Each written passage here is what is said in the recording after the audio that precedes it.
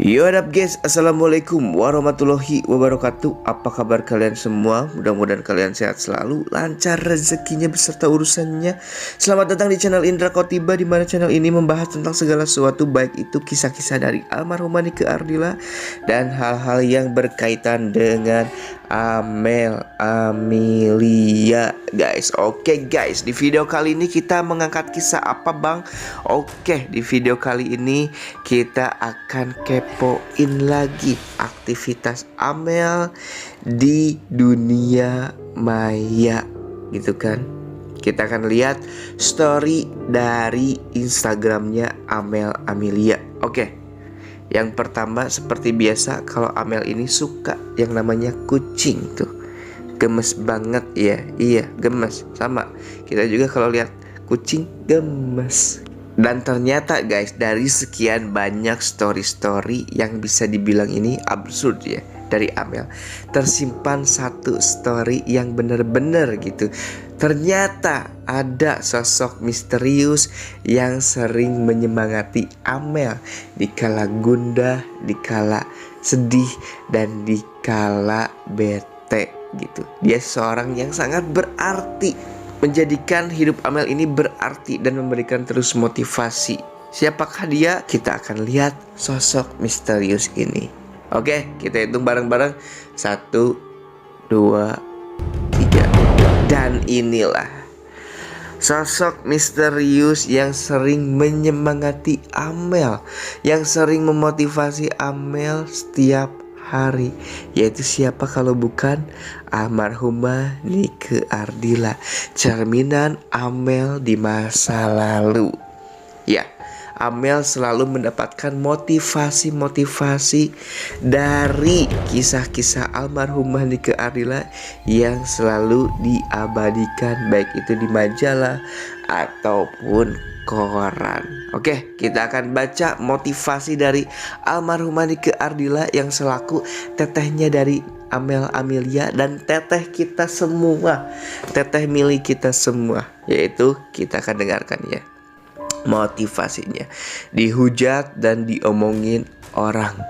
Kan bagus, udah lama gue nggak jadi omongan orang.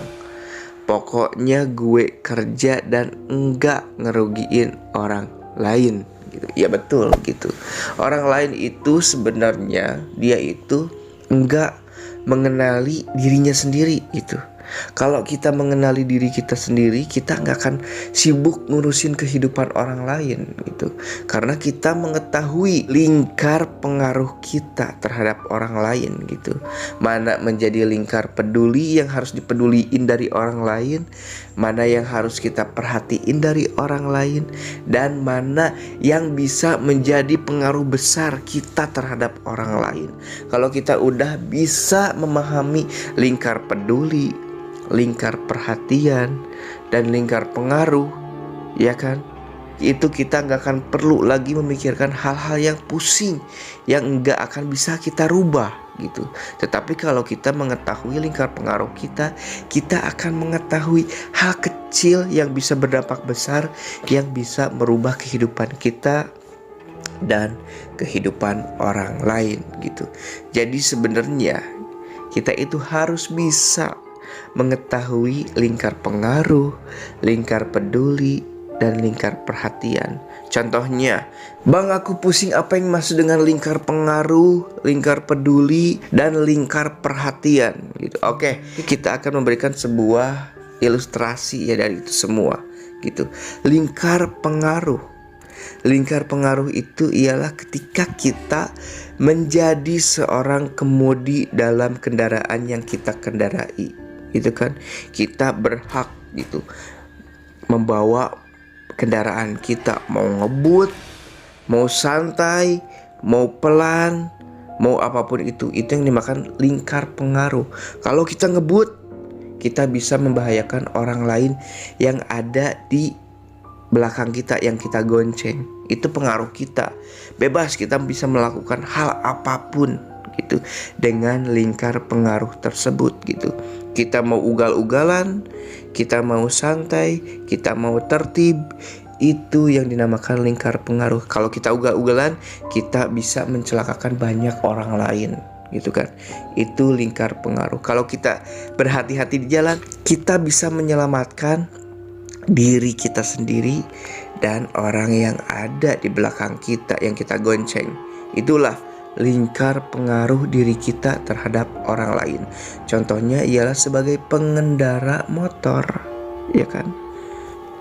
Dan lingkar perhatian itu yang mana, Bang? Nah, lingkar perhatian itu ialah sosok orang yang digonceng di dalam kendaraan kita, baik motor ataupun mobil, gitu kan. Orang yang selalu memberikan perhatian kepada orang yang menjadi pengaruh, gitu. Untuk terus memberikan perhatian, hati-hati di jalan, jangan ngebut, ya kan? Kita harus santai, ingat keluarga yang ada di rumah, gitu. Itulah lingkar perhatian dari sosok orang yang digonceng. Dan lingkar peduli kita apa? Lingkar peduli kita ialah terhadap pengendara-pengendara lain yang berada di jalan tersebut. Kita bisa melihat tuh, ada orang yang ngebut, ada orang yang melanggar lalu lintas, ada orang yang enggak memakai helm. Kalau kita memikirkan orang tersebut lebih dari lingkar peduli, itu hanya bikin kita pusing, tetapi kita tidak bisa memberikan apapun kepada orang itu, tidak bisa memberikan perubahan apapun kepada orang itu. Kita lihat orang ngebut, terus kita pikirin, wah kenapa orang ini bla bla bla bla bla. Itu nggak akan jadi perubahan gitu, karena bukan pengaruh dari kita. Kita hanya capek-capek memikirkan orang lain, tapi nggak bisa merubah orang lain. Itulah kita harus bisa peduli sama orang lain.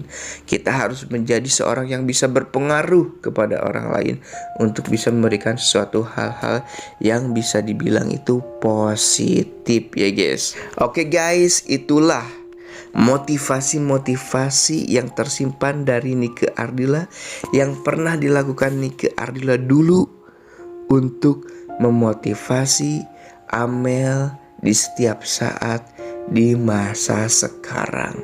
Dan Amel pun tidak memungkiri kalau sosok almarhumah Nike Ardila ini memberikan sesuatu yang positif dan selalu memotivasi Amel di setiap harinya.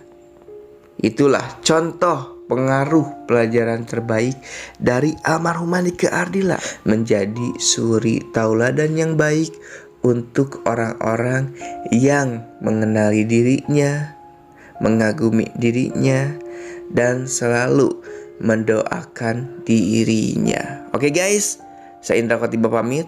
Kalian sehat selalu, lancar rezekinya beserta urusannya. Wassalamualaikum warahmatullahi wabarakatuh, dan ciao.